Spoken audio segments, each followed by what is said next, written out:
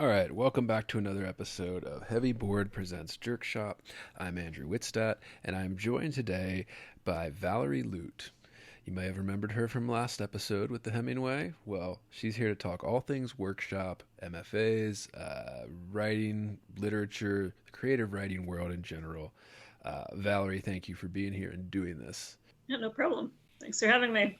I'd always like to start off with just kind of give listeners a little bit of your background with MFA and writing workshops. So I took, some creative writing classes in undergrad, and I think that what writing workshops I think are probably most helpful for beginner writers. It seems like there's kind of a diminishing returns in workshops, I think. Yeah. And I was not planning on getting an MFA. I remember in my last year, a friend of mine showed me the movie Wonder Boys, and she was like, "Oh, you need to see this so you're prepared for grad school." And I was like, "I'm not going to grad school." And then, I graduated, and in 2010, and the economy was still really bad, and I think I didn't have a very good advisor. Yeah.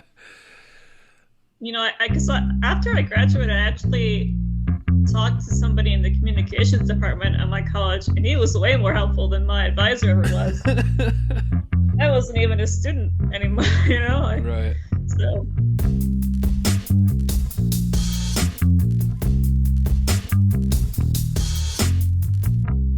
Heavy.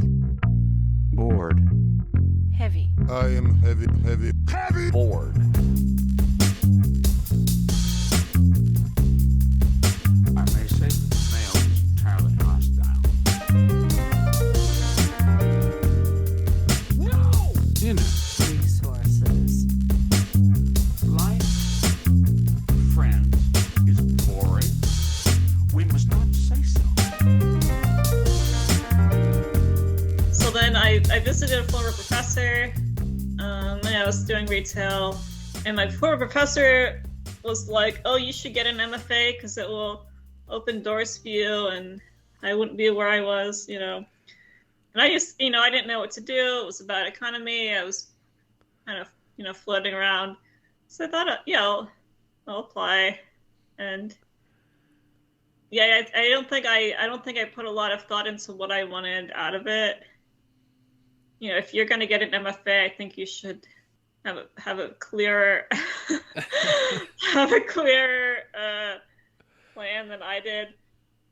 Yeah. And it was also just very different than what I expected. Maybe I should have done more research. I chose the program because I chose because you could do dual genre. So I was doing fiction and nonfiction initially because I thought that they would have helpful information in their nonfiction program about publishing. I was interested in literary journalism, like Susan Orlean sort of stuff.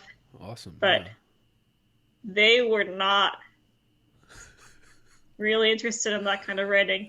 They actually canceled their literary journalism class that they used to offer, and it was just very memoir heavy. This was when that trend started, right? Yeah. Yeah. I had a friend who was a year behind me in the program, and she was in a class with the program director, and the program director didn't like my friend's work because it was all like research based, Right. and there was sort of a little bit of a first person framing to some of them. And in one of those essays, she mentioned having a fight with her boyfriend. The professor was like, "Oh, you should really focus on the fight with your boyfriend." Not in her thesis was an essay collection about boom bust towns in Pennsylvania. Wow. Which I thought was really cool. Yeah. It's much more cool to me than like a 22-year-old talking about a fight with her boyfriend. Right. Yeah. especially if you, I grew up in there on that area. I grew up in Maryland, Baltimore, Maryland, and then like so Pennsylvania was 40-minute drive, and you get over to most of those Pennsylvania, York, Lancaster, and all those. That would have been great. Yeah, very interesting type of literary journalism, kind of in like. And I like that you mentioned that it was kind of when that memoir trend was starting that we're all still living through here, where only memoir, it's basically memoir and political nonfiction and stuff is like all that's allowed in the nonfiction side of things. And it's, I guess I like that you mentioned expectations too, where I think that is we haven't talked about it yet on this podcast, at least especially this segment, where when you go into these programs and you have these expectations of what it will be, and then I've had a conversation with a lot of people about this, where there is a kind of disappointment. You're like, wait a minute, this is it? Like this is it? I thought this was, you were literally choosing a mentor and they were hand selecting you and they were going to walk you through this process and help you, it gets to that point where, I don't know. I mean, I was thinking about this in terms of why does almost everybody that goes to an MFA feel this in some way? And even people that I've had in the one that were in my cohort that I went with, and they, some of them successful. I have friends that have books out on major presses like after the MFA, and they still have these same things to say. Like they still have this kind of, it wasn't quite what I was expecting. It wasn't quite that has helpful in parts, not because I think there's helpful parts too, which we'll get to, but there is this kind of, maybe it's a sales tactic. I've said that before. Like maybe it's they try to sell you that kind of fantasy of being a professor and writer where you get to, teach and read and write all day. And that's like, that would be a great life. But it doesn't really happen. And I like that you said too, with this not like having a plan, like kind of why we went to MFAs. Like I didn't even know MFAs existed until like last year of undergrad. I had a good mentor in undergrad that kind of took me under her wing, and then she started telling me,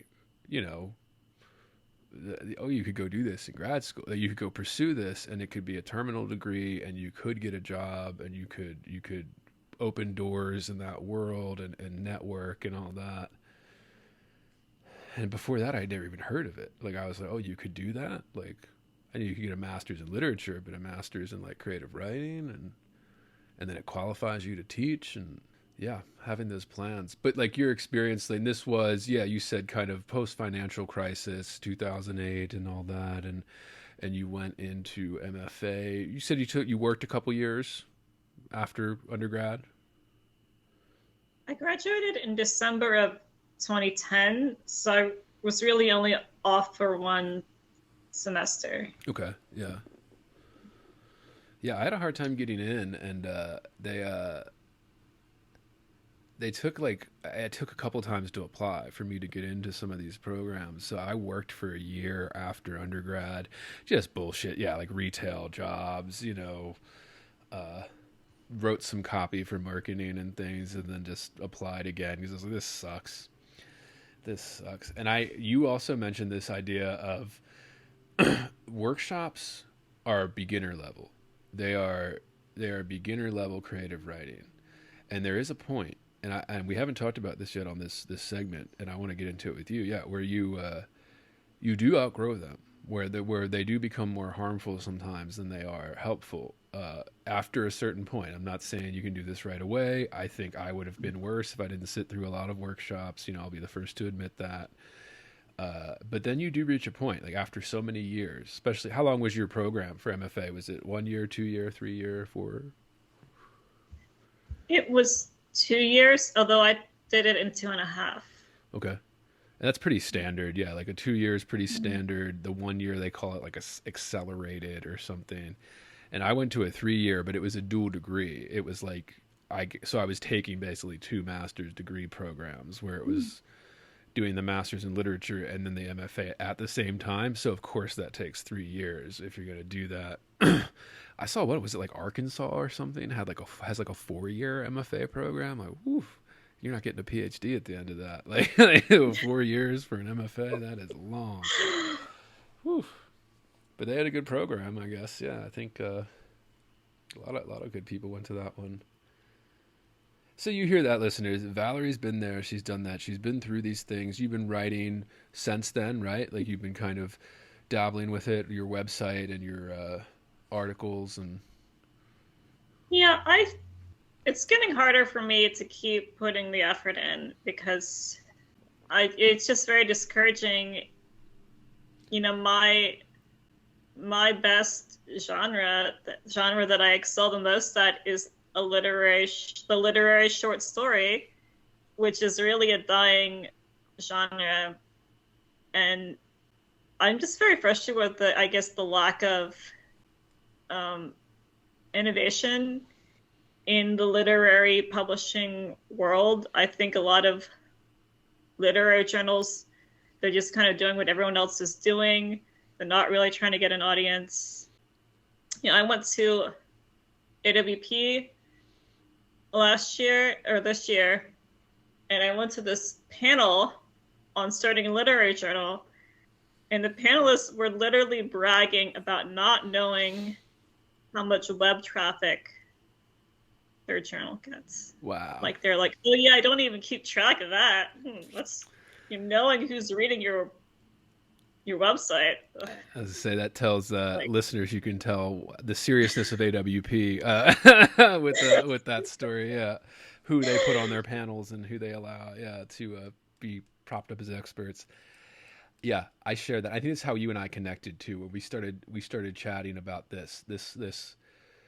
There is a lack of innovation, and everybody blames it on the technology and the changing in culture and things. And yes, that's happening. But this business has survived multiple changes in publishing and like technology. What are we doing? And yeah, I see very little. And it's hard, let's be fair. It's hard. It's hard to run a journal. It's usually a labor of love. Unless you have backing from a university, endowment, it's hard to stay afloat too. That's why only ones that are still around are the ones that are backed by, an MFA program and have like university funds to put behind the magazine, because you're going to lose money doing it. Or like Poetry Foundation, or a big foundation that again has a lot of money to prop it up because it's not going to be making profits off of sales of the actual journal. And then you think the web traffic, like this kind of, it's so DIY. Like everything about this field has become so DIY that, if you're not doing it on your own, like if you're not like Valerie out there doing your own blog, like your own website, if you're not out there doing your own podcast, your own Substack, whatever it is, like these independent avenues for creatives to, and it's much harder to go the independent route because you have to build that audience one person at a time. And that takes years, listeners. And I know it's not what a lot of people want to hear. It takes a long time to build an audience on your own without the backing of a major institution or a magazine or a publishing house that can give you marketing and stuff. And it's even that, like I have friends that had books published by major presses. I'm talking like HarperCollins major. And they received nothing. Like they received no marketing. They received nothing like to help prop that book up for sales. And I am just kind of looking around going, is everybody just giving up? Like, is everybody just thrown in the towel at this point? And we think that... Well, how it works with the major presses is they kind of choose which books they're going to promote, and the others they're just going to take a loss on. Right. They kind of pick the winners ahead of time, which is part of why that book, American Dirt, received the backlash that it did. I think that people were intentionally giving an uncharitable reading to that book. This was the book about a middle-class Mexican woman who has to migrate across the border. Yeah, the cartel after. Definitely a lot of people were intentionally giving an uncharitable reading. But the fact is that this woman had published some previous books, and she had this manuscript, I guess. The publisher decided, she has a track record of publishing, and we know her already, and this is like a hot topic, so let's make this the buzz book of the year. Right. So they got it on Oprah, they got all this marketing for it. And then people were like, well, why is a white woman getting all this? And I think it had more to do with the fact that she was already in the industry and well connected than her race in particular. But, I'm sure the fact that she, was in those rooms to begin with and all that, but I mean, it was just pre-selected as a winner because of who she was and because it was a timely topic, and then it got the huge backlash.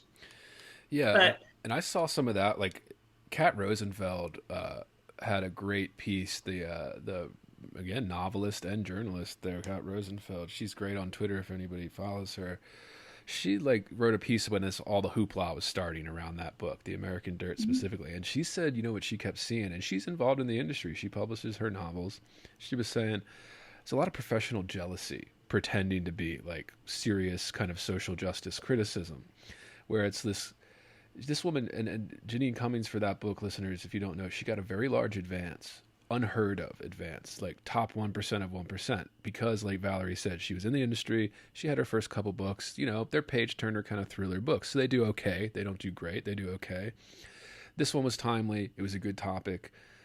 She probably had a good agent that pitched the book for her. And then I think they gave her a 7-figure deal because they sold the book rights and the movie rights at the same time. That's the only reason it got that big, 7 figures, listeners. It will never get that big for most writers, even Stephen King and stuff. And then that people got upset at that. They got really pissed. It's how dare this woman get money for writing a story that what they would say is it wasn't hers to tell, right? Because she wasn't sufficiently Hispanic, and we had to pull out the NPR had to do a whole segment on her genealogy and lineage and how far back she had Hispanic grandparents or something, and it was just this weird kind of. It is almost kind of a weird race science when they start doing that. Well, your grandparent was from Costa Rica or something, but you don't have the authority to do it. It's okay, yeah. Hey, would you believe there's still an extra hour of conversation left? Well, there is. And if you want to hear the full, uncensored episode, you need to subscribe at patreon.com/heavyboard, where you will receive full, uncensored episodes like this without any interruptions, ads, or anything else. And that's for subscribers only at patreon.com/heavyboard. So, what are you waiting for? Subscribe today and join the conversation.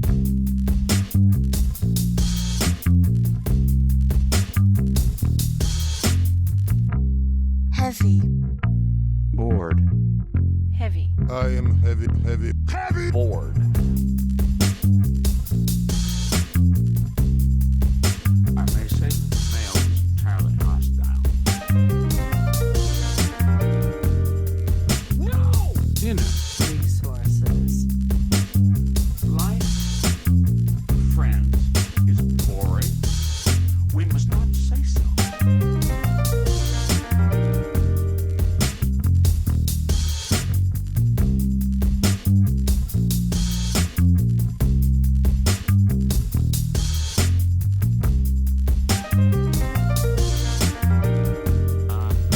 Are you radioactive now? Inner. Resources. American resources. Being bored? Some activities are intentional, right? It shows such a lack Heavy. of gratitude for life. Bored. I aspire to boredom, Heavy. I should say. Bored. Heavy. I am heavy Bored. Has you the night sweats and the day sweats, pal? Pal, I do.